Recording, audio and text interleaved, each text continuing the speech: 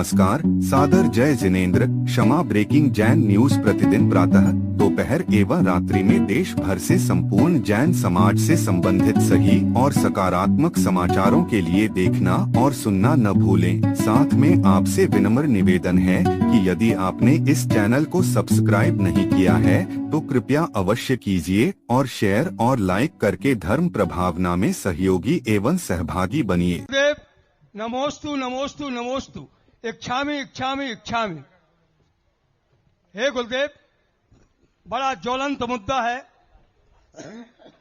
आप हमेशा कहते हैं अपने प्रवचनों में कि आप औरंगजेब हैं।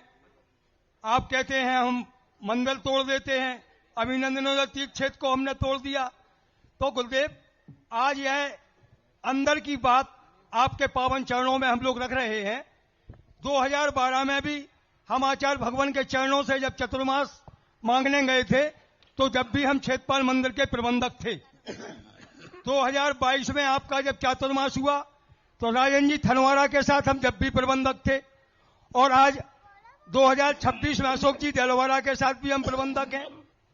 तो गुरुदेव, अभिनंदनोदय तीर्थ क्षेत्र की महिमा हम लोगों से ज्यादा कौन जानता होगा।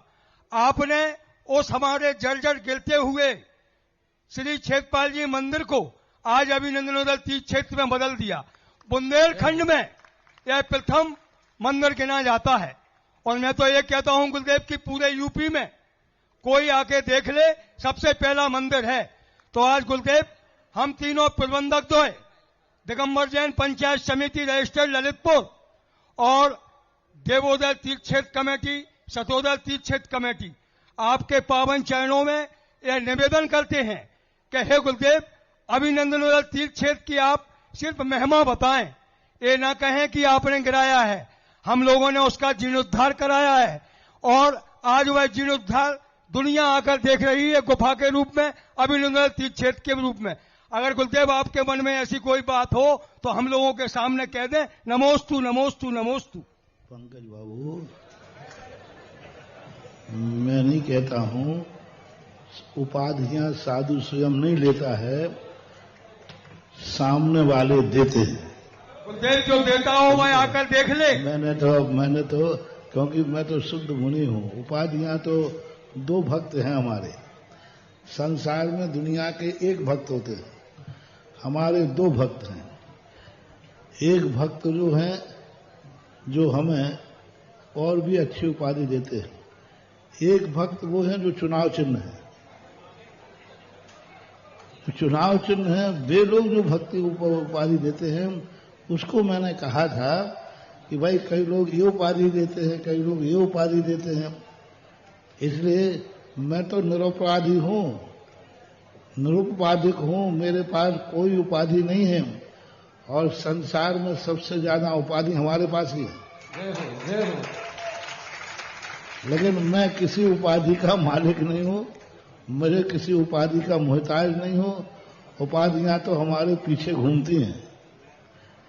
मैं उपाधियों को कभी आगे नहीं चलाता, उपाधियां तो हमारे पीछे घूमती हैं।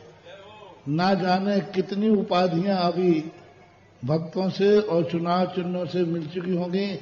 संसार में पहला साधु है जिसकी उपाधियों की लाइन लगाई जाए तो शायद हनुमान की पूंछ कम पड़ जाए।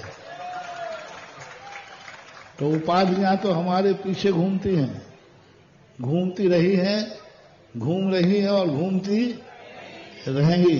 अभी भी उपाधियां बंद नहीं होने वाली, ये तो चलती रहेगी। लेकिन उपाधियां पीछे घूमती हैं और मैं बिना उपाधि के सबसे आगे चलता हूं। क्योंकि उपाधि लेकर चलेंगे तो बिना उपाधि का सबसे आगे चल रहा हूं और उपाधियां हमारे पीछे घूम रही हैं। इसलिए मैंने कभी कभी पीछे मुड़ के देख लेता हूं, इसलिए वो उपाधियां कहीं। बाकी जो कार्य हो रहे हैं, मैं इसलिए नहीं डरता हूं। ना तो मैंने ललितपुर का कोई कार्य किया है, ना देवगढ़ का किया है। मैंने किसी का कोई कार्य नहीं किया है। मैं तुम्हारा कोई नौकर नहीं हूं, न तुम्हारा कर्जदार हूं, न तुम्हारा आज तक मैंने कार्य किया है, न करूंगा। ना ललितपुर का करूंगा, ना शत्रुदय का करूंगा, ना देवोदय का करूंगा। ये तो सब मेरे खुद के बाप की संपत्ति है, तो खुद के बाप की संपत्ति की रखवाली करता है। ये तो मेरे संपत्ति है, तुम लोग तो सेवक हो रहे। भले तुम चाहे 50 बार चुनाव जीत जाओ, सेवक के सेवक ही रहोगे।